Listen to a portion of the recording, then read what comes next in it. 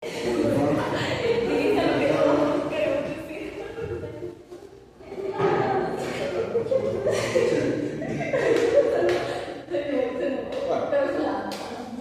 pues ya el día de hoy empezamos con lo que es el módulo y lo vamos a mecanizar.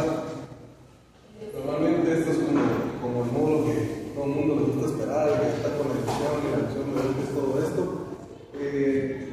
Y pues prácticamente se corresponde al uso de un aparato, en este caso es un motor, que nos va a ayudar a cumplir los mismos objetivos que estábamos tratando de alcanzar con la implementación manual. Ustedes ya pasaron prácticamente todas sus piezas de instrumentación manual, solo están a la espera de que examen práctico de viaje, ¿verdad? Pero pues realmente ya tuvieron esa oportunidad de experimentar y de ver realmente cómo es la redundancia desde el punto de vista sin mayor tecnología, ¿verdad? O sea, al final pasaron por el decisivo, obviamente a muchos les gustó, les llamó la atención, les llamó interesante, y al prevolar, bueno, igual, ya al volar ya empezaron a ver algunos problemas, ya empezaron que o perforé, o transporté, o no me voy a dar de curva, y todas las demás cosas que empiezan a ver, ¿verdad? Y al final, pues a veces eso hace que uno empiece a ver la endodoncia de una forma un poco más tediosa, ¿no? Eso no es tan fácil, ¿no? Y la endodoncia mecanizada realmente ha venido a tratar de ofrecernos una herramienta, algo que nos auxilie y nos ayude a hacer las cosas de una forma un poco más fácil, ¿verdad? Hay algo que es bien importante que sea claro. El hacer endodoncia mecanizada no sustituye todos los principios que hemos venido hablando de la endodoncia desde el inicio. O sea, porque ustedes usan un motor, no quiere decir que ya se vayan a olvidar de que es una lima anatómica, o de que es una lima maestra, o de que es la comicidad, o de que voy con la química anatómica. Al final, todos esos principios siguen siendo válidos y siguen siendo necesarios que los cumplamos, a pesar de que estamos haciéndolo con una tecnología que nos va a hacer todo más rápido, por eso, de una forma más simple. Pero no se trata, como les digo, de olvidarse de todo lo que ya aprendieron y que ahora de aquí en adelante es solo eso y no tienen como ninguna condición anterior, ¿verdad? Pasa bastante rápido, ¿verdad? Y no sé cómo abordar un poquito cómo ha ido la evolución de todo esto para ir entendiendo en qué fase del desarrollo tecnológico estamos hoy por hoy, ¿verdad? Entonces, vamos a recordar un poquito de historia. Miren estas limas, ¿no? O sea, al final de cuentas, son instrumentos que se usaban hace unos 100 años aproximadamente. O sea, si ustedes se preguntarán, de cada una cosa de esas, eso es supremamente complejo, ¿no? O sea, primero han sido alambres muy rígidos, segundo vienen los mandos de esos instrumentos, la verdad es que trabajar con eso en los dedos, si aquellos dos ni siquiera guantes se usaban, muy probablemente quedaba uno con lesiones en el tema, ¿verdad? Y por eso se volvió como un mito hablar del callo del velocista, ¿verdad? Porque normalmente decían que los velocistas se ganaban un callo y dedos de tanto estar con los instrumentos. Pues por hoy, pues ya ustedes ya tuvieron la experiencia de manejar instrumentos pues ya más adecuados para no ser tan rudimentarios, ¿verdad? O sea, ustedes ya conocieron esto, ya conocieron todas sus limas, todavía falta que vaya a crecer, pero estas seguramente ya las usaron bastante, estas quizás no las han tenido necesidad de utilizar, porque son normalmente para casos muy particulares, pero pues ya tenemos una estandarización y un parámetro de utilización de esos instrumentos, pues que ya poco a poco ustedes ya fueron experimentando, ¿no? Los manitos pues ya ven que son más ergonómicos y no lastiman tanto los dedos, y las aleaciones pues básicamente es una lección de hacer velocidad, ¿verdad? Que realmente es lo que está hecho esos instrumentos, ¿sí? Ahora, si ustedes se notan y ustedes realmente algo que ya vieron en su práctica laboratorio es que para hacer un tratamiento, por ejemplo, para hacer el anterior, para hacer el premolar, lo que hayan hecho, muy probablemente usaron una buena cantidad de esos instrumentos. Se han echado unos 10 instrumentos para hacer una monte, ¿no? O sea, usaron unos 3-4 instrumentos hasta que encontraron su anatomía. Después otros 3-4 instrumentos para su conformación apical. Después otros 3 o 4 instrumentos para la telescópica. ¿Ya? O sea, al final es una secuencia, que generalmente es un montón de limas que tenemos que ir utilizando para ir conformando nuestro producto, ¿verdad? Lo que ha buscado realmente la mecanización es simplificar esto, ¿verdad? Y ya vamos a ver cómo. ¿Sí?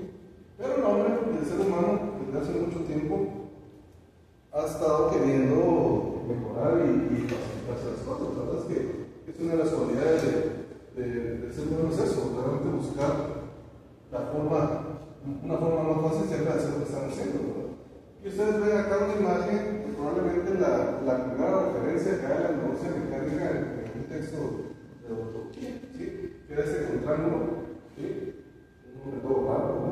Que al final de cuentas, si ustedes lo ven, era un contraángulo que tenía como un aditamento, alrededor se le ponía una especie de lima, pero si ustedes miran cómo era el movimiento que hacía, realmente hacía nada más un movimiento de péndulo, ¿no?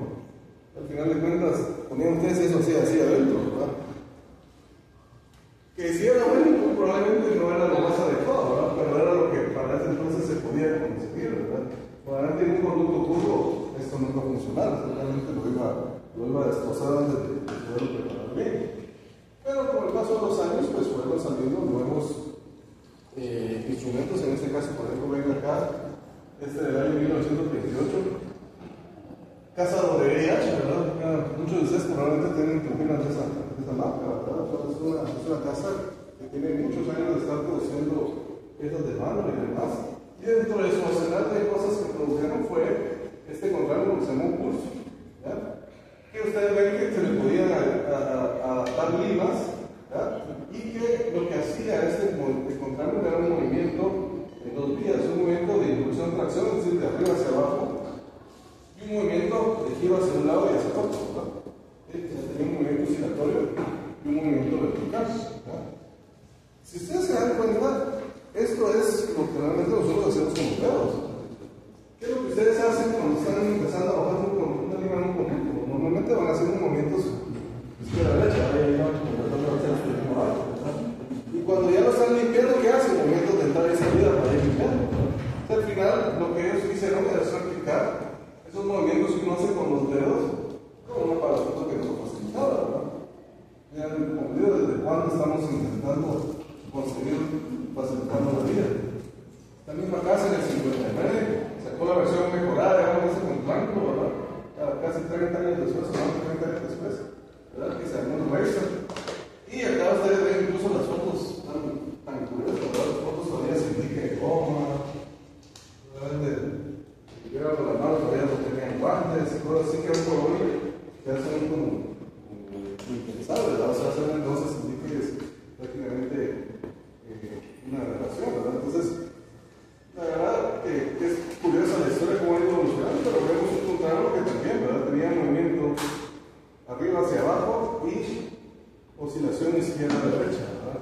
Claro, teníamos con la misma intención de replicar los movimientos de los dedos, ¿sí? Este fue probablemente uno de los que se popularizó más en aquel entonces, años 65, un contraángulo francés que se llama Giromatic. Si ustedes lo ven, es muy parecido a un contraángulo de los no están como fresas, ¿verdad? Solo que acá, en vez de colocar una fresa, ¿sí? Ustedes ven que el agujero es un poco más grande, realmente es más grande porque acá se colocaba es una de esas limas normales, ¿verdad? Y acá se insertaba y eso hacía un movimiento reciprocante de 90 grados. ¿Qué quiere decir un movimiento reciprocante de 90 grados? Es decir, que hacía 90 grados para la derecha, 90 grados para la izquierda. Y así era el movimiento que este contraángulo impartía. Eso es lo que les decía, ¿verdad? Realmente lo que nosotros adaptábamos a esos contraángulos eran las limas manuales, ¿sí? Entonces, en vez de hacer ese movimiento con esos dedos, lo hacíamos de forma mecánica, ¿verdad? Este es el escondito, ¿verdad? También un movimiento reciprocal de 90 grados, izquierda hacia derecha, izquierda derecha, ¿verdad? M4 ya un poco más reciente, años 80, ¿verdad? Y estos son 30 grados. Bajaron los ángulos para ver si eso generaba menos daños al ambiente, ¿verdad? En Luis y Ultraer también en los 90, ¿verdad? Momentos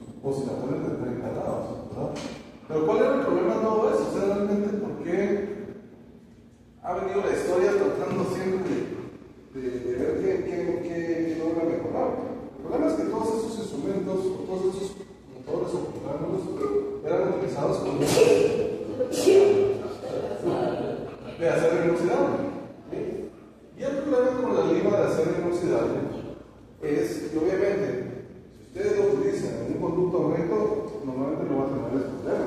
O sea, ustedes vengan con un conducto recto y perfecto, la izquierda, derecha, ok.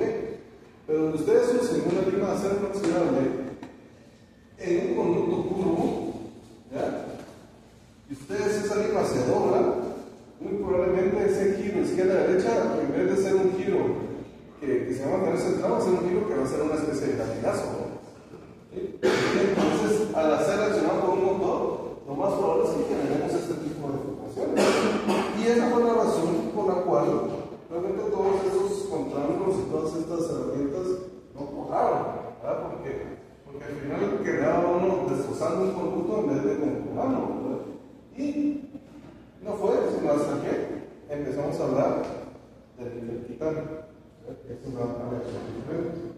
El níquel titanio es una lección que tampoco es nueva, o sea, no creo que fue un invento de hace poco. Realmente ya tiene muchos años de estarse trabajando en níquel titanio.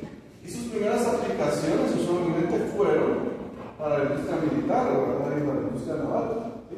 En este caso, cuando empezaba la Guerra Fría de Estados Unidos y Rusia y todos esos problemas entre ellos,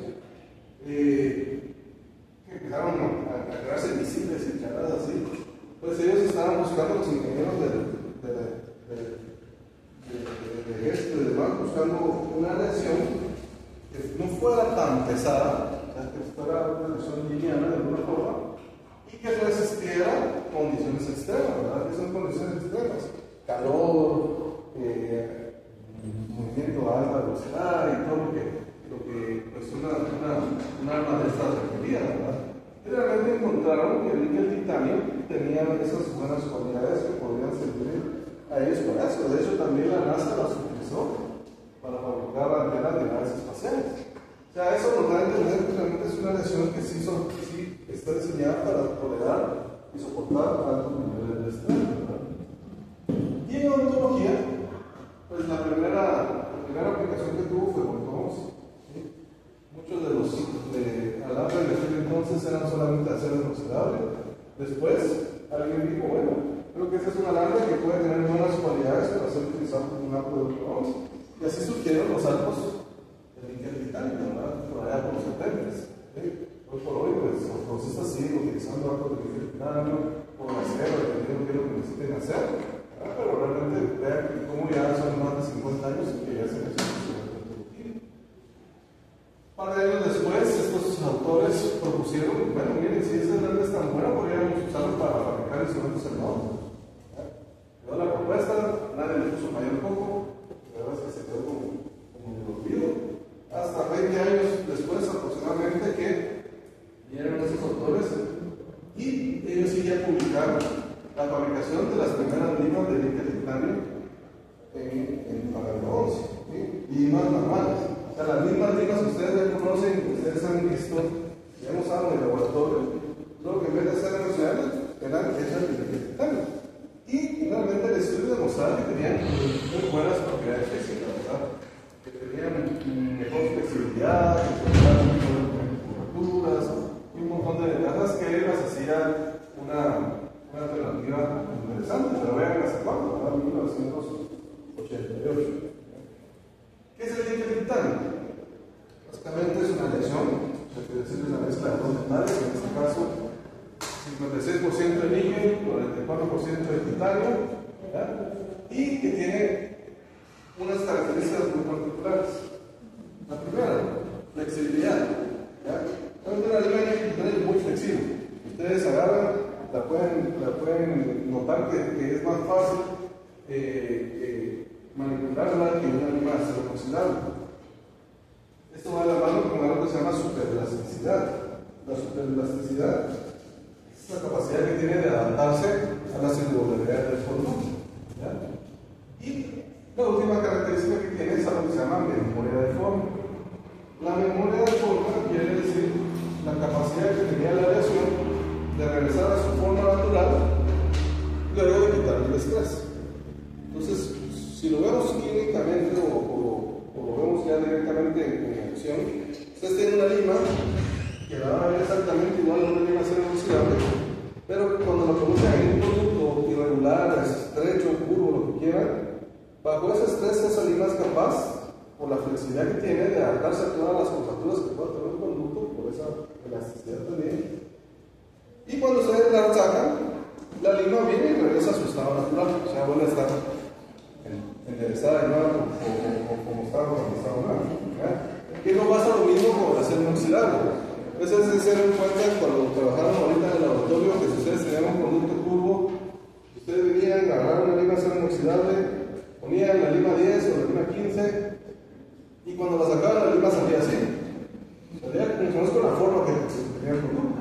¿Por qué? Porque el acero inoxidable no tiene memoria de forma. Entonces, el acero inoxidable se queda digamos, en la forma como si fuese sometida al estrés, ¿verdad? Entonces, esas son como las ventajas que nos da el titanio. Y fue por eso, cuando empezaron a ver todas esas ventajas, que entonces decidieron que su mejor aplicación iba a ser en el diseño de limas de acción mecánica. ¿Ya? O sea, era una aleación que ya toleraba más velocidad, que toleraba más estrés, y por lo tanto podría ser utilizada, accionada por un motor. Y así como empezaron a surgir todos esos sistemas de instrumentación mecánica, ¿verdad? ¿Cómo funciona esa reacción? Normalmente se habla que tiene dos formas cristalográficas. Sus moléculas se disponen de dos formas cristalográficas. La fase de reposo se llama austenita, digamos donde aquí vemos las moléculas de níquel, titanio alineadas y en su forma natural, ¿ya?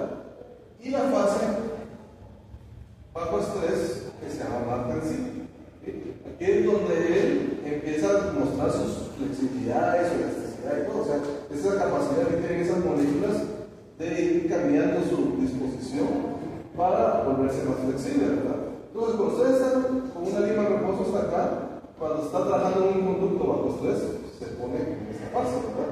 Y es en esta fase donde realmente el instrumento es súper elástico, ¿verdad? Y donde el instrumento es capaz de deformarse por esa tensión, por el calor que le aplicamos, ¿verdad? Pero cuando sacamos el instrumento del conducto o del estrés, por la memoria de forma regresa a su fase austenita. O sea, es esa capacidad de cambiar de una fase a la otra dependiendo del estrés al que estemos sometiendo el instrumento. Entonces, eso es el electrificante tradicional. Y así surgieron todos estos sistemas, ¿verdad? La verdad que este boom de los instrumentos rotatorios y mecánicos empezó más o menos a mediados de los 90. En el 88, 89 salieron esas primeras líneas manuales. A partir de eso dijeron, bueno, no, esto sirve para esto. Y empezaron a salir un montón de sistemas, ¿verdad? Uno de los primeros que salieron fue el sistema cuántico, ¿verdad? Entonces ustedes van a ver que ya empiezan a haber ciertas diferencias con los instrumentos. Uno es que ya empiezan a ver que ya no todos son del mismo grosor, o de la misma conicidad, más bien dicho, ¿verdad? Estos, por ejemplo, son instrumentos que parecieron la misma manual, ¿verdad? Pero estos ya no parecen misma manual, ¿verdad? Estos ya se ven que pueden hacer a tener una mayor conicidad, ¿verdad? Y esto pues ya empieza a tener una razón de ser que ya vamos a hablar más adelante. Pero también otra cosa que vemos es que todavía requeríamos muchos instrumentos para poder llegar a componer un conducto, ¿verdad? O sea, requeríamos pasar probablemente una secuencia igual de 8 o 10 instrumentos para poder dar la forma que nosotros queríamos sobre el conducto, ¿verdad? Entonces salieron varios, ¿verdad? Desde la otra casa, sistema profile, igual 8 o 9 instrumentos, sistema GT, igual también tenemos una gran secuencia, ¿ya? Y eso es lo que les decía de la conicidad, que eso es algo bien importante y algo que nos ayuda a entender por qué se nos hace más fácil ahora trabajar con este grupo de forma mecánica. Las limas manuales tienen una conicidad del 2%. ¿Ya? ¿Qué quiere decir una conicidad del 2%? Quiere decir que aumentan 0.02 milímetros por cada milímetro que se aleja de la punta. Hagamos de cuenta que tenemos una lima 30. Una lima 30 manual, una lima 30 que tiene una conicidad del 2%. Esta lima 30 quiere decir que su calibre en la punta es 0.30 milímetros, por eso se llama 30. ¿Verdad? Pero como es del 2%, un milímetro más arriba de la punta ya no mide 0.30 milímetros, ya mide 0.32 milímetros. Otro milímetro más arriba de la punta, también 0.34. Otro milímetro más arriba va a venir 0.36. O sea, va aumentando de 2 en 2 por cada milímetro que va alejándose de la punta. Y por lo tanto, esa lima, digamos, la 30, si le sumamos todos los incrementos último milímetro de su parte activa, que son 16 milímetros después, ya puede ser que la longitud de la parte activa son 16 milímetros. Esa lima, digamos que el grosor que tiene acá es una lima con diámetro 0.62, más o menos una 60, por decirlo de una forma. Esta es la curiosidad de las limas manuales estándares. ¿Qué pasa con los mecánicos? Que ya se puede, por crecer una lesión que ya genera más estrés, darle más conicidad. Y entonces van a encontrar ustedes que hay instrumentos de conicidad del 4%, del 6%, del 8%, o sea, hay conicidades variables. ¿Ya? ¿Y eso qué quiere decir? Ustedes tienen un instrumento calibre 30 en punta, tiene 0.30 acá, pero no es el 4%, un milímetro más arriba y vas a hacer un 0.34. Otro milímetro más arriba, un 0.38, 0.42, y así se va a ir hasta que el milímetro 16 ya ha aumentado hasta un 94. O sea, se da cuenta que pasa de un 62 a un 94 en su grosor de la parte más cervical. Y el 6% la misma historia: 30, 36, 42, 48 y así gradualmente hasta llegar a esta parte. Si ustedes se dan cuenta, lo que lograron y la gran ventaja que nos ofrecen esos instrumentos con más conicidad es ahorrarnos de tener que hacer una técnica telescópica. Ustedes hacen más conicidad en sus conductos con la técnica telescópica. Ustedes terminan con su maestra, que es una 30, y después la 35, por ejemplo, en el caso que fuera una 30, la 35 la tienen que poner a 2 minutos menos, la 40 la tienen que poner a 2 minutos menos. Y así se va, o sea, realmente lo que están haciendo es dándole conicidad a su conducto. Pero ahora, pues básicamente con instrumentos que tienen más conicidad, digamos que nos ahorramos ese paso. ¿Ya? Pero pues no es el objetivo, ¿verdad? Es lo que les digo, realmente uno tiene que entender que no es que ya no se hagan las cosas, lo estamos haciendo, pero ahora lo estamos haciendo de una forma más rápida y más simple, ¿verdad? Entonces, esto es el concepto de conicidad. Pero como les digo, o sea, si ustedes ven este sistema, es uno de los primeros sistemas que yo utilicé cuando empecé en el mundo de la denuncia, un sistema grandísimo, ¿no? O sea, había que pasar como un montón de limas hasta que uno llegara al calibre que uno quisiera, ¿verdad? Si yo mi conducto era un central y lo quería llegar a 60, tenía que pasar por todas estas para poderlo llegar, ¿verdad? Si era un molar que quería llegar a 35, igual tenía que pasar por varios limas antes, ¿verdad? O sea, era más fácil, era más rápido, pero igual era bastante tedioso, ¿no? Y así fueron saliendo cada vez mejores sistemas, también uno salió Proteiner, 2006 salió un segundo texto universal, 2013 salió algo que se llama Proteiner Next. O sea, básicamente, cada vez iban tratando de mejorar los instrumentos que se estaban fabricando, ¿verdad? Y no solo mejorar, sino reducir la cantidad de instrumentos. Por ejemplo, el Proteiner Universal era un sistema de 8 instrumentos. El Proteiner Next ya fue un sistema de 5 instrumentos. O sea, ya buscaban cómo llegar casi al mismo objetivo, pero con menor cantidad de instrumentos. Eso lo permitía, como les digo, las ventajas de aceleración. Otro sistema que se usaba mucho en aquel entonces, también un sistema de varios instrumentos, y así poco a poco íbamos cambiando y mejorando. Pero bueno, la evolución de todo esto, pues, sonaba siempre muy bonito, muy agradable, y siempre se emocionaba uno cuando tenía una nueva línea y todo. Pero sí, la verdad es que algo que no podemos dejar de evitar es que se nos quedan esas chaladas. ¿Ya? La verdad es que uno de los problemas que tiene el níquel titanio, y probablemente las cosas que más se nos hacía complicado, era que ustedes, por ejemplo, cuando ustedes estaban trabajando con acero inoxidable, sus entonces que hicieron en el laboratorio, entonces se han dado cuenta que cuando han fatigado mucho una lima, ustedes la sacan y la ven como desentorchada o como muy bailarina, ¿verdad? Probablemente sus tutores han dicho esa lima no la vamos a tratar, ¿verdad? Porque el níquel titanio, al final de cuentas, perdón, el acero inoxidable, al final de cuentas, a uno le permite ver, se deformó, ¿ya? Entonces si yo la deformé y la próxima vez que la vuelvo a usar, seguramente la voy a quebrar.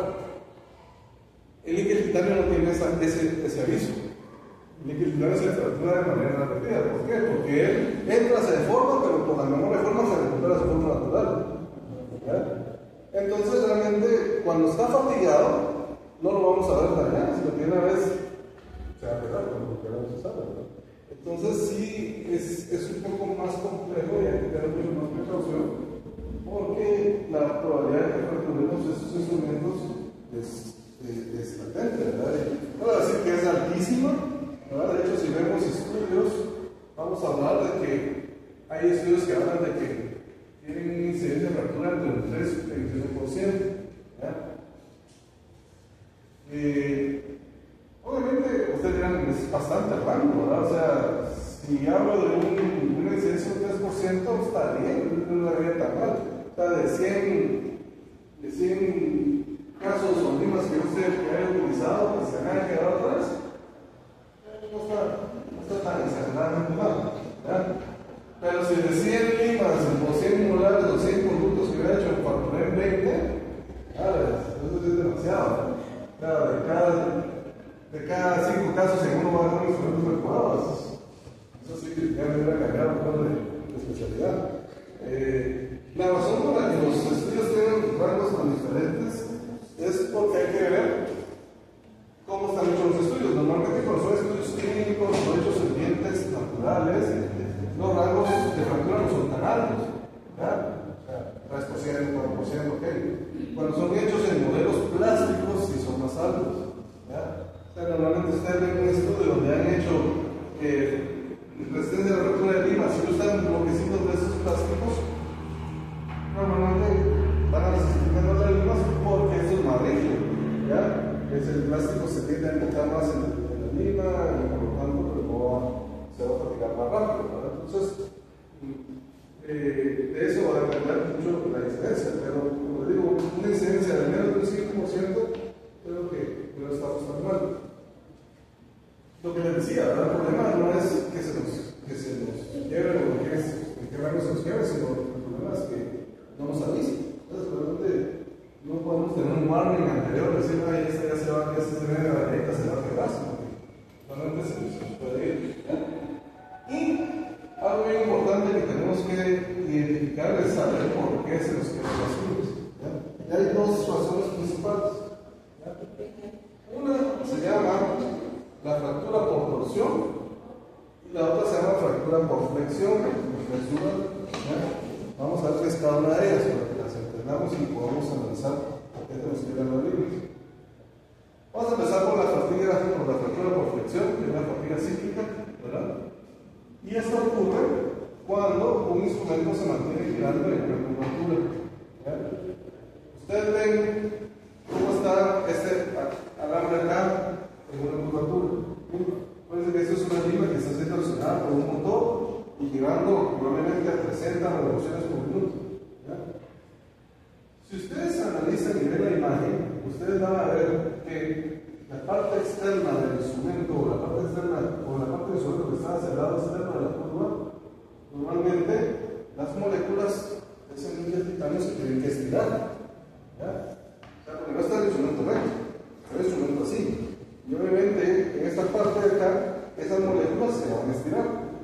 Y en la parte interna de la curvatura, las moléculas se tienen que encoger. Es como que yo tengo mi codo así. Aquí en esta parte tengo mis músculos estirados, pero en esta parte los tengo contraídos, ¿no? ¿Sí?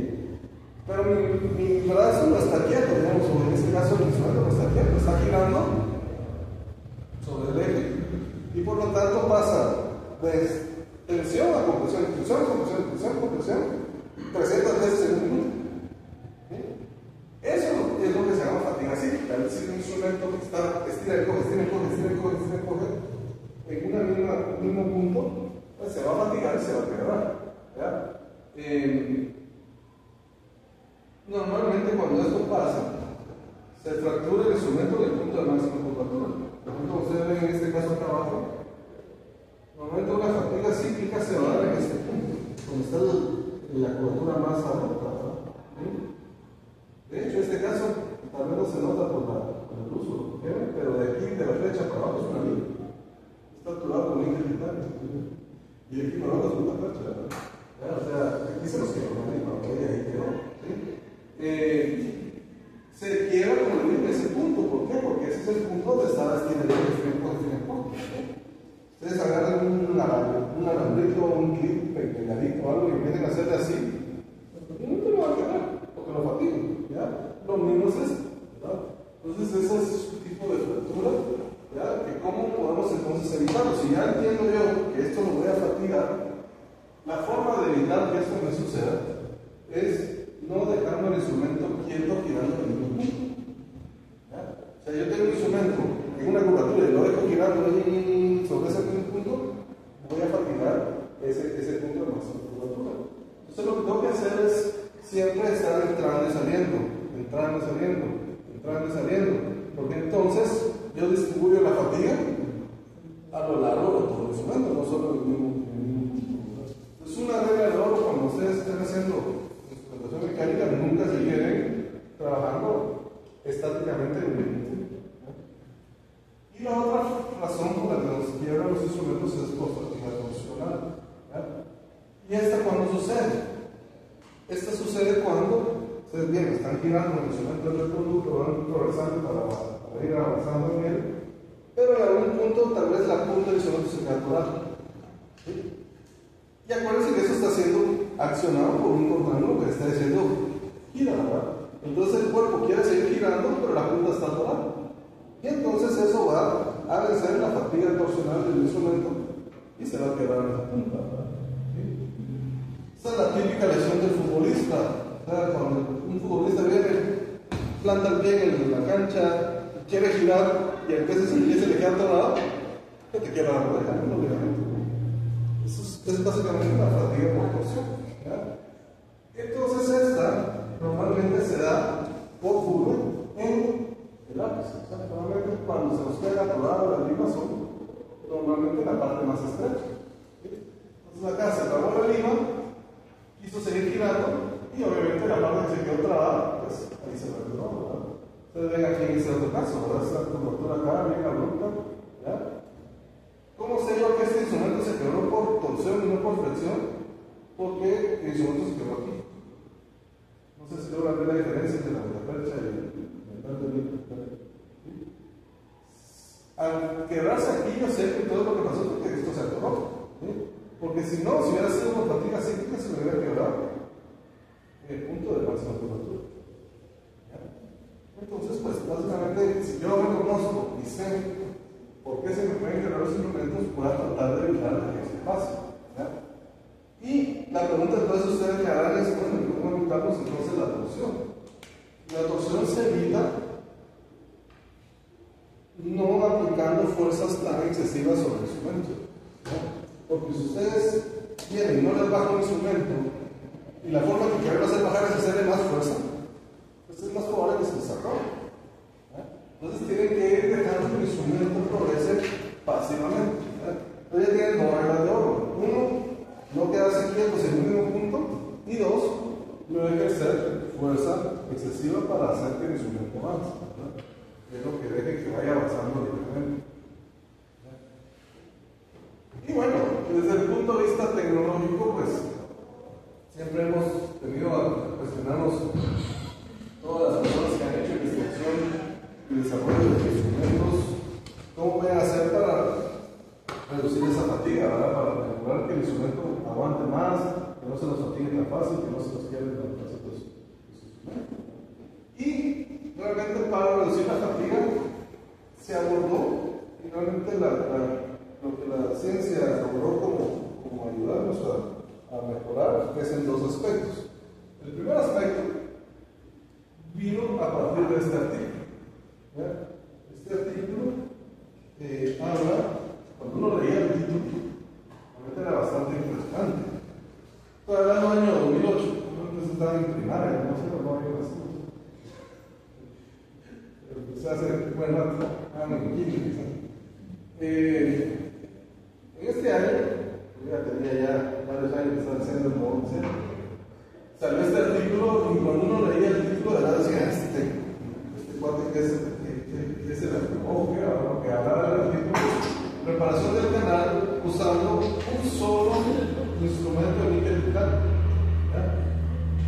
El doctor Yared, que se le conoce como la que empezó con toda esta revolución, es un libanés, vivió en Canadá mucho tiempo, la se regresó a Europa, La verdad es que veníamos, les pongo un contexto de las fotos que les enseñé antes, donde teníamos sistemas de 8, 10, 12 instrumentos para poder preparar un conducto. Y el vino nos decía, va a ser con uno. Entonces decían, está loco, ¿verdad? ¿Qué habrá fumado? ¿No? Y cuando uno, bueno, ya el título llamó la atención, había que ver qué era lo que había publicado. Y estos eran los casos que él mostraba en ese artículo. ¿Ya? Y ustedes dicen, están bonitos, no se viven tan fácil, ¿verdad? No eran anatomías tan simples, ¿verdad? Todos eran curvos, todos estaban así. Y, bueno, veamos qué hizo, ¿verdad? Entonces dicen, esta técnica nueva, el canal se negocia el último trabajo con una lima 8, eso lo seguimos haciendo, ahora sí que estamos negociando impermeabilidad, que es un principio, como digo, que no cambia. Realmente, los principios no cambian, siguen siendo los mismos. Y después dice el canal, la preparación del canal es completada con una lima proteica, se puede presenciar la foto de algunos instrumentos, y una lima proteica F2. Bueno, esa F2, la verdad es que en mis manos, yo no me odiaba esa lima porque fue el instrumento que más veces quería vivir. Ese sistema al final era un sistema muy complejo y cada vez que tocaba el F2, cada uno de saber empezar a meter, porque realmente era un instrumento que se nos calculaba demasiado fácil. Hasta la historia, estamos hablando del año 2005, 2006, de verdad, este artículo que hace en el 2008, decía con un F2, ¿cómo lo hizo? Y realmente la clave venía en la siguiente línea, usada en un movimiento reciprocante. Hasta ese entonces, todas esas limas que vieron, todos esos sistemas que les mostré, eran sistemas de rotación continua, o sea, una lima que rotaba. Y él entonces empezó a hablar de usarlas en un movimiento reciprocante. Y en efecto, pues básicamente, muchos empezamos a experimentar, accionar la lima en vez de rotatoria de forma reciprocante y empezamos a notar de que realmente este estaba en lo cierto. O sea, sí se podía hacer bajar el instrumento a pesar de lo grueso que era en un conducto curvo, siempre y cuando no lo rotábamos, si no tiene necesidad de movimiento reciprocante. Entonces, acá surgió un gran cambio en el paradigma de la circulación mecánica. O sea, volvimos a regresar a lo que anteriormente todos aquellos contrarios querían hacer, ese momento reciprocante, ¿verdad? Pero que no tenían el metal adecuado para hacerlo. ¿Verdad? Hoy por hoy, y en aquel entonces ya con esas metales ya toleraban un mejor movimiento reciprocante, y por lo tanto se logró hacer eso. Y el otro avance que se generó en aquel entonces, es un poco la mejora de los metales, ¿verdad? Y este es un níquel titanio tradicional que está rotando en un conducto. ¿Qué pasa cuando nosotros rotamos níquel titanio en un conducto? Cuando llega a una zona que hay estrés, ¿sí? El instrumento ya empieza a sufrir para bajar. Normalmente es cuando él cambia de austeridad a más principio. ¿Sí? Y eso se da porque es elástico, ¿verdad? Tiene esa fase que le permite esa superelasticidad, de cambiar de disposición y regresar a su forma natural, ¿verdad? Por la memoria de forma, ¿verdad? Pero, si nosotros, cuando llegamos a esa zona de estrés, nos excedíamos en la presión que le hacíamos al instrumento, ahí como que es evidente regresar, como que intentamos presionar para hacerlo bajar más rápido. Lo que pasaba era que cambiamos o excedíamos ese límite elástico del instrumento y generamos el inicio de una fractura, que es cuando ya tenemos una deformación plástica, ¿verdad?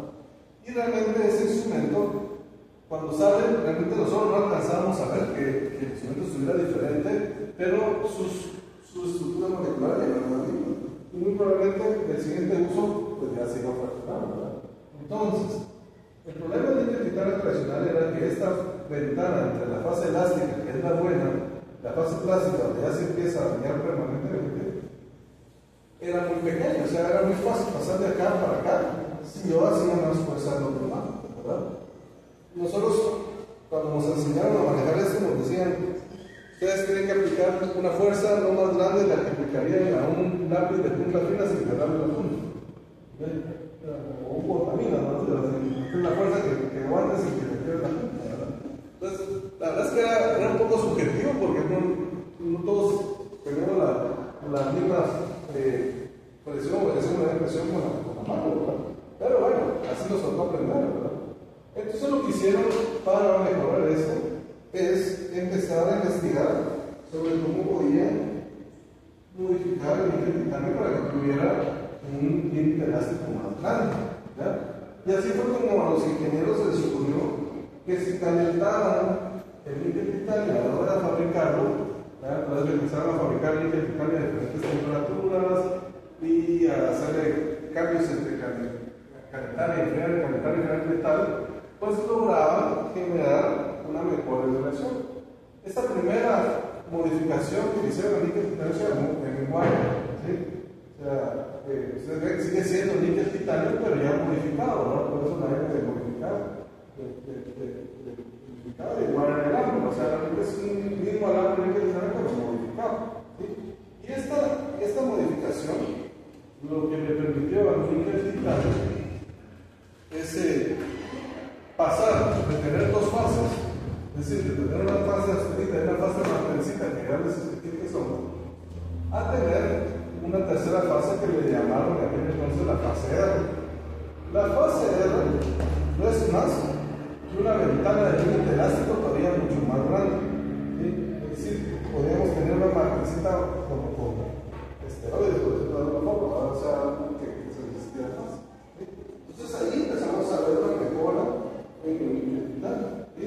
Y así fue como entonces pasamos de fabricar limas rotatorias de níquel titanio a fabricar limas de un mejor alambre y que ya se accionaba un movimiento reciprocal. La primera lima que salió al mercado con estas características se llamó recíproco. Estamos hablando de eso fue en el 2012. En 2008 la sus observaciones del video se hace con reciprocante. 2009, 2010 empezaron a mejorar las impresiones. 2011, 2012 salió a la venta esta lima. Fue la primera lima reciprocante de uso la que podías usar como un solo instrumento.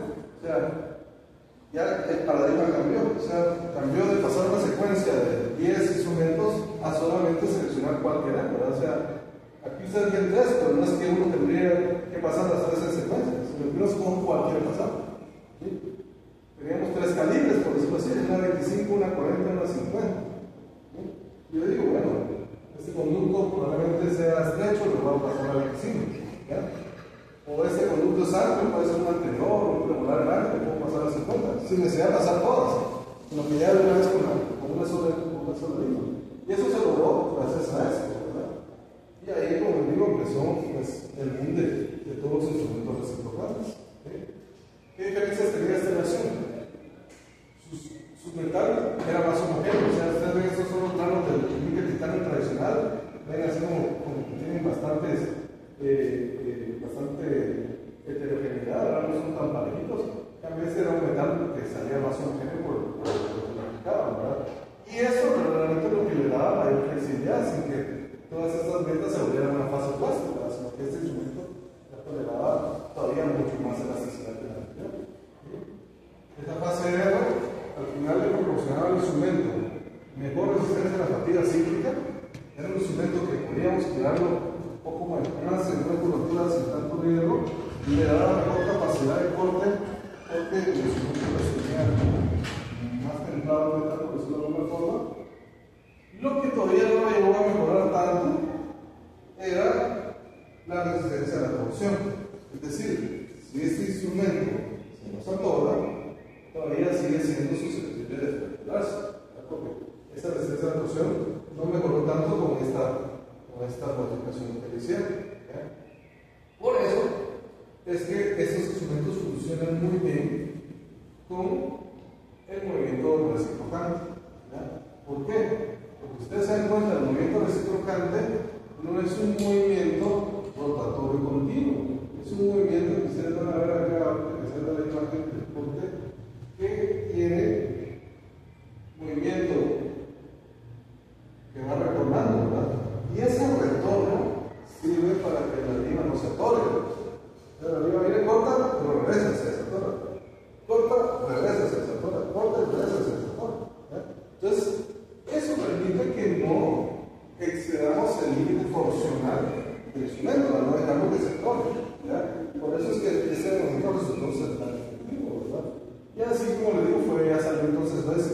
ya ven el logo cómo cambió, ¿verdad?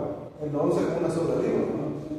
El Way One, ¿por qué el Way One? Por lo mismo, porque se usa con una sola lima. O sea, ese es como lo que venía y lo que más me llama la atención de esos nuevos instrumentos que están bastante así, ¿verdad? Y vean, ustedes ven cómo el movimiento tiene ángulo de giro asimétricos, es decir, no regresa lo mismo que gira. Si fueran simétricos, serían como los antiguos, que giran 90 grados para un lado y 90 grados para el otro lado. Esos son asimétricos, es decir, giran mucho más hacia un lado y el retorno es más pequeño. ¿Sí? Vean, o sea, ven que no está, el retorno es como un poquito comparado con el giro hacia un lado, ¿verdad? Entonces, al final de cuentas, si ustedes ven esto, al final de cuentas el se rota, pero rota de forma alternada, ¿verdad? Porque esa alternación es lo que nos permite que el instrumento no se mueva. Y lo otro que ustedes van a darse cuenta y van a entender ahora es que esos giros asimétricos o esos giros no de la misma magnitud, lo que buscan simular es la técnica de fuerzas balanceadas. Si no, ¿cómo hacemos las fuerzas balanceadas? Bueno, colocamos la lima, media vuelta hacia un lado, un cuarto de vuelta, ¿no? Y luego regresamos 3/4 de vuelta. Es un giro asimétrico. No estamos dando el mismo giro, ¿no? Entonces tenemos esa variación, ¿verdad? Y eso, pues la verdad es que ya podemos entonces hacer una fuerza balanceada de forma mecánica, ¿verdad? Y eso, como digo, son los primeros de estos sistemas, ¿verdad? Eso va a evitar que la lima se nos atornille, nos va a reducir la fatiga por torsión, no vamos a dejar que la lima se quede atorada como las tenemos acá en este caso, ¿verdad? Porque no se va a bloquear ningún hueco que se va a estar retornando. Y por lo tanto tenemos esa ventaja de que reducimos la probabilidad de fractura. ¿Sí? También vamos a reducir la fatiga cíclica porque el instrumento, al tener ese retorno y ese giro alterno, reduce la cantidad de ciclos que rota por minuto. Si fuera una rotación continua, estaría como haciendo más vueltas por minuto, ¿verdad? Como esta es una rotación alterna, digamos que la cantidad de veces que rota se reduce, ¿verdad? Entonces, por lo tanto, mejoramos las dos fatigas. ¿Qué otra ventaja grande nos tiene? El tiempo. ¿Ya? Estos sistemas Protemper, estamos hablando del año 2012, eran sistemas rotatorios de los que están más de moda y también más utilizados, ¿verdad? Eran sistemas de secuencia que tenemos que usar 6 instrumentos para preparar un conducto. Por lo tanto, ven que el tiempo que nos llevaba a preparar un conducto, esos 6 segundos, esto es de tiempo de trabajo nada más del instrumento del conducto, eran 200 segundos aproximadamente.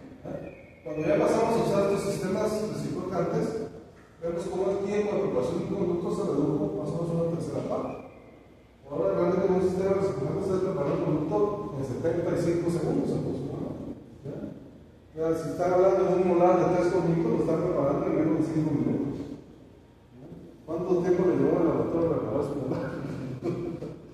Mucho más rápido, ¿no? Entonces, sí es una ventaja. No es como tal vez la ventaja más importante, más significativa, pero es una buena ventaja, ¿verdad? ¿A qué me refiero que no es lo más importante? O sea, realmente,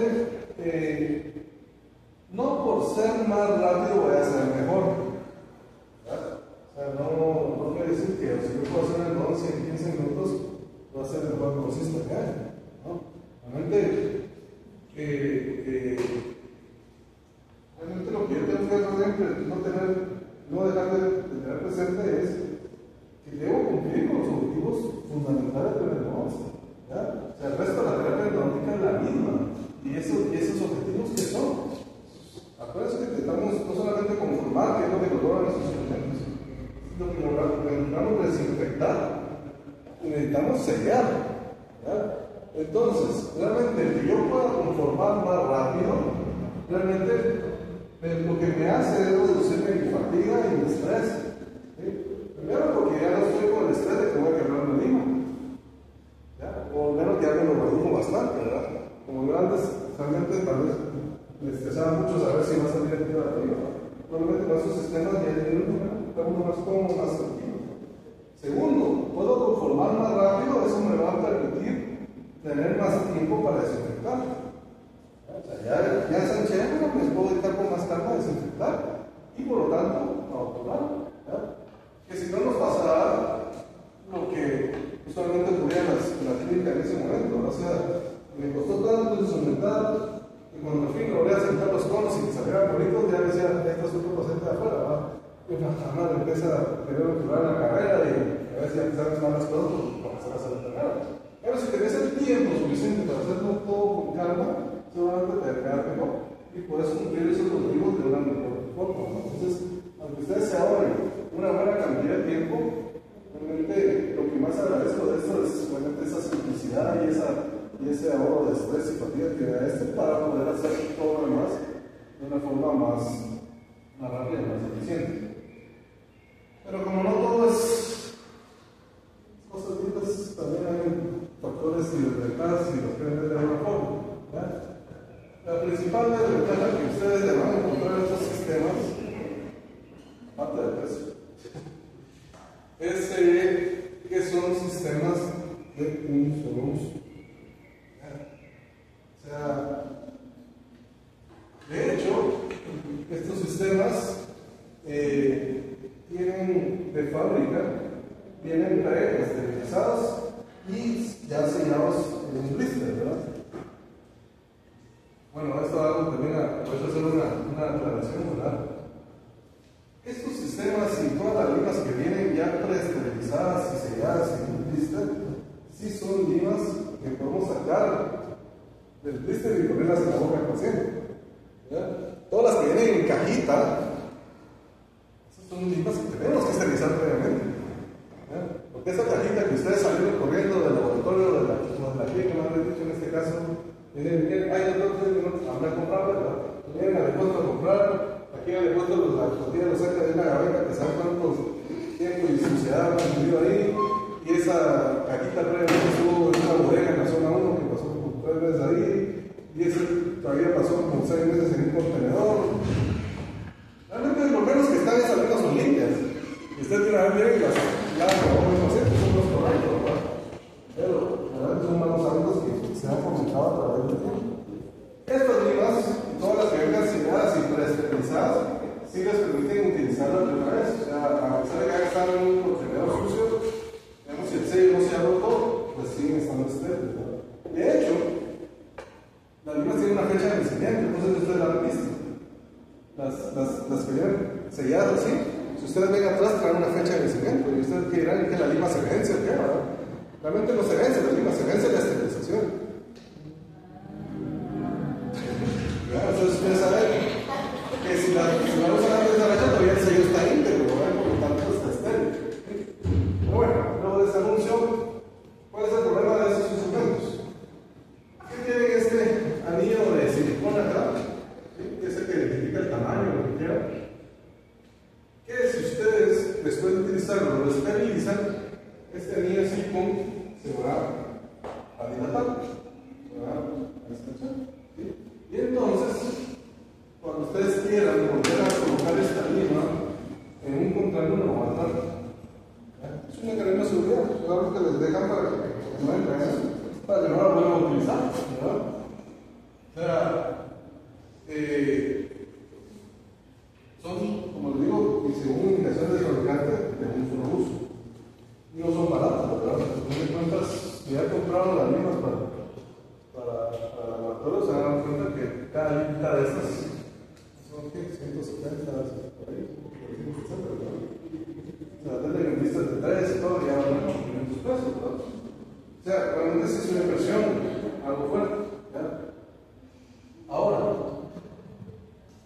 lo que ustedes tienen que pensar, en realidad, es que esta lima está sacando un trabajo que antes sacaban 10 limas.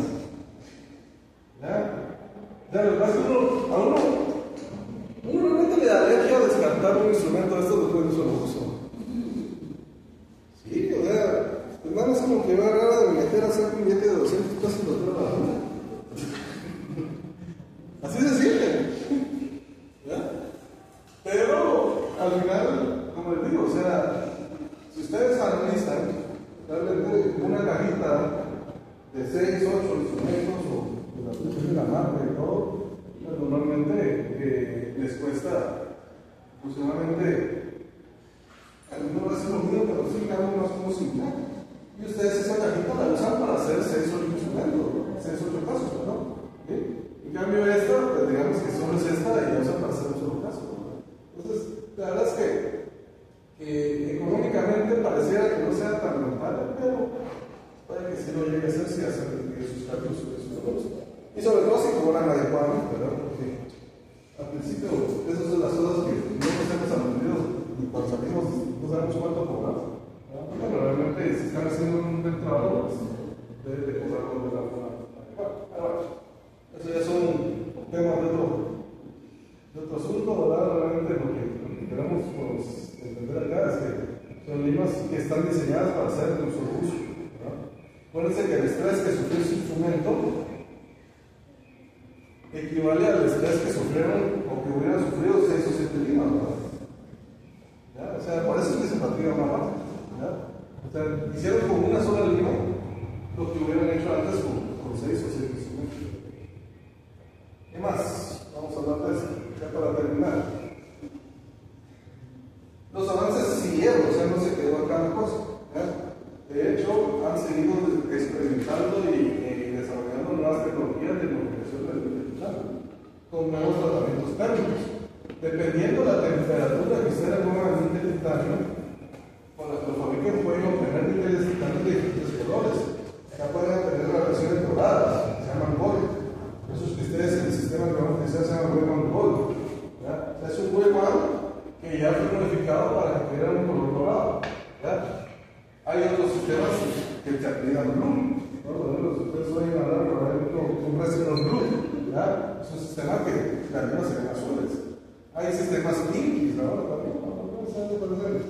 Ya te lo hay hasta unas limas que se llamaban.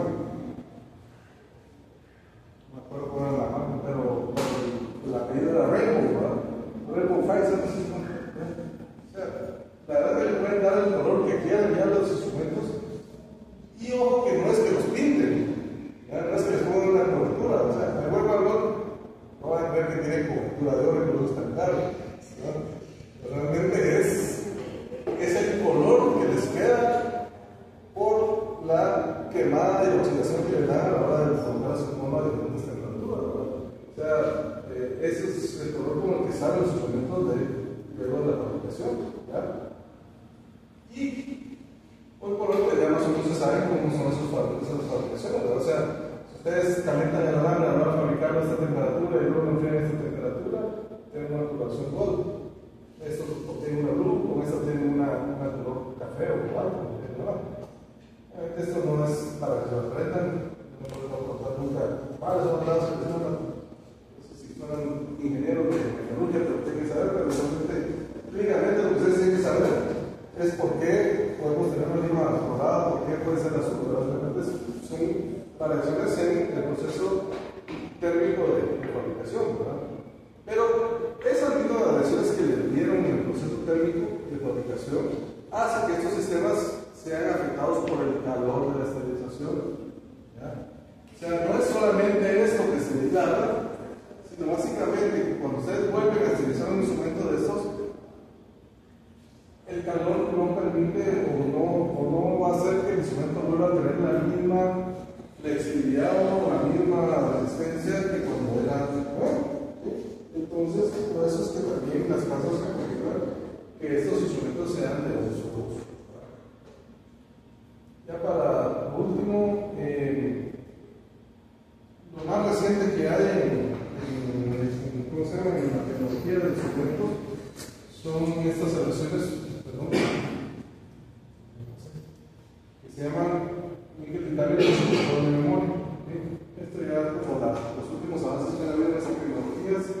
Están las iPhones de la casa Cortene, las mismas Plex de la casa Bodega. ¿Y qué es ese control de memoria? El control de memoria es una capacidad que ya se le logró dar al níquel titanio, ¿sí? Para que mantengan la forma que nosotros deseamos que tenga. ¿Sí? Si ustedes un níquel titanio tradicional intentan hacer eso que vieron con esta lima, al ustedes soltar el dedo, él va a regresar a su forma normal, porque la vamos a tener memoria de forma. ¿Ya? Esta lo que tiene es control de esa memoria. ¿Ya? Y por lo tanto, son muchísimo más flexibles, es decir, realmente hacer eso con una lima tal vez manual es casi imposible, ¿verdad? Y con estas sí lo podemos hacer porque son muy flexibles. ¿Ya? Y el que tiendan ellos a mantenerse así, no querer regresar a su forma original, va a permitir que el instrumento no tienda a enderezar la forma. El problema de la memoria de forma es, como ustedes como un líquido titanio que siempre está intentando regresar a su forma original, cuando está accionando una curvatura, siempre va a querer como pegar más hacia el lado externo de la forma. ¿Ya? Siempre va a trabajar más hacia ese lado. Estas limas son más flexibles y logran adaptarse mejor a la forma del conducto y pueden quedarse, pueden tener menos ese tipo de anatomía, ¿verdad? Y otra ventaja que ya tienen estos instrumentos es que ya la esterilización no los afecta. De hecho, la esterilización es lo que ellos necesitan para regresar a su forma original, ¿verdad? Entonces, estos sí son reutilizables. Pero, pues, básicamente, como digo, ya estamos avanzando y mejorando otra vez en lo que es la tecnología de esos instrumentos. ¿Sí? Obviamente, si los afecta, aquí sería sobreuso. Obviamente tampoco son invencibles y tampoco son vamos a usar 15, 20 veces. Pero ya no lo vamos a usar unas 3 veces, entonces ya con eso ya no más. ¿Qué tienen de ventaja estas instalaciones? Son más flexibles. ¿Ya? Este control de memoria le da las hace ideales para manejar curvaturas severas, casos de alta complejidad, respetando la forma original del conducto. ¿No? ¿Sí? Y ustedes van a ver acá, por ejemplo, una comparación de todas estas limas de las últimas que ya están en el mercado disponibles. Esta Flex es de control de memoria, esta Wave One Gold, esta versión Gold, esta Blue, esta es la versión Café. ¿Ya? Y realmente esto es un estudio muy simple que hicimos nosotros para ver realmente cómo se comportaban ellas bajo estrés. Vamos a ver qué tal es el control de memoria de cada una de ellas. Se dan cuenta que la Café, la que menos control de memoria tiene, realmente es la que más intenta regresar a su forma natural al soltar el estrés. La Blue y la Gold muy similares, y esta pues ya tiene bastante bien desarrollado ese control de memoria. Cuando ustedes llevan esto a temperatura corporal, ¿qué les pasa? Agua a 37 grados centígrados. Casi todas tienden a regresar a su forma natural. Eso quiere decir que si las someten a calor y a estrés, muy probablemente estas van a intentar regresar a su forma natural. Estas limas todavía no lo imaginan, ¿verdad? Ya como casi todas se enderezaron y estas estamos a 40 grados. Estas dos que todavía me estaban dobladas, casi que vuelven a enderezarse, y esta sigue soportando 40 grados, ¿no? 42 grados. Y se lo mantiene. O sea, al final de cuentas, únicamente requiere recuperar su forma hasta que la vuelven a esterilizar. ¿Sí? Esto es lo que hace que estos instrumentos sean todavía muchísimo más prácticos y flexibles para manejar este tipo de curvatura, doble de curvaturas, ¿verdad?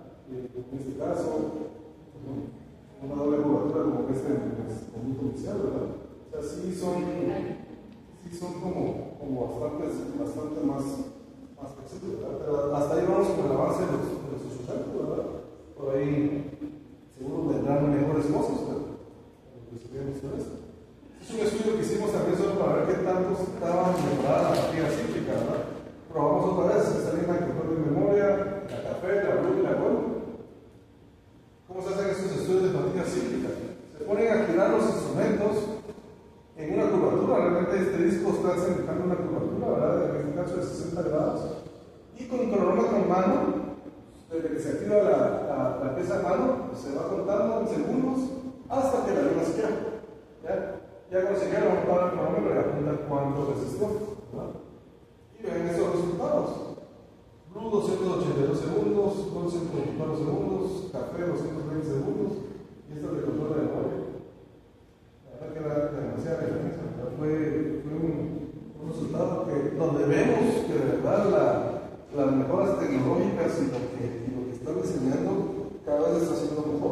al final vamos teniendo mejores cosas, ¿verdad? Este es el estudio, este lo publicamos en el Journal of Neuroscience hace apenas un mes, en 2024. Fue hecho con colaboración con varias universidades, la Universidad Carolina de Colombia, la Universidad de Sao Paulo, Brasil, y la Universidad de San Carlos de Guatemala, todavía no trabajamos. Muy bien. ¿Ya compraron el motor? ¿Quién lo compró? ¿Ah? ¿Quién no ha comprado? Todavía no has comprado.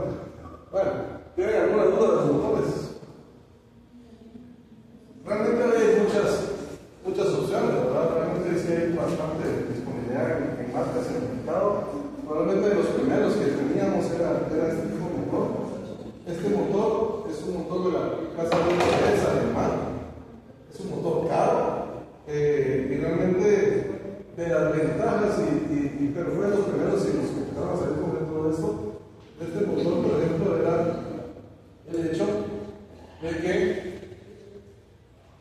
pues obviamente es programable, tiene diferentes opciones para diferentes sistemas de clima que ustedes quieran, pero lo más importante era esta cualidad que tiene. ¿Ya? Cuando uno compraba un motor de estos, le daba vuelta en la parte de atrás y encontraba esta etiqueta que estaba aquí, que decía solamente para servicios no se renueva. Madre decía, ¿y esta cosa qué será? Porque una etiqueta que diga no se renueva y solo para servicios, ¿verdad? Y la curiosidad siempre mata al gato, entonces cuando la abrí, lo que encontré era que tenía un cuerpo así.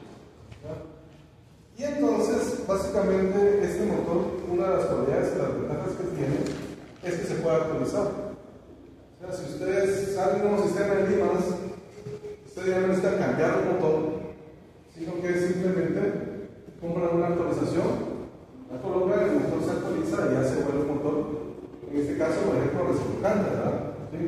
Ya sería la continental. Cuando salieron esos instrumentos reciprocantes, a todos nos tocó comprar motores, ¿sí? Todos eran rotatorios y tocaba comprar un motor que tuviera la función reciprocante, menos los que tenían de esa marca que los pudimos actualizar, ¿verdad? Pero la verdad es que hay que reconocer que ese es el motor más caro que hay en el mercado, como se dice.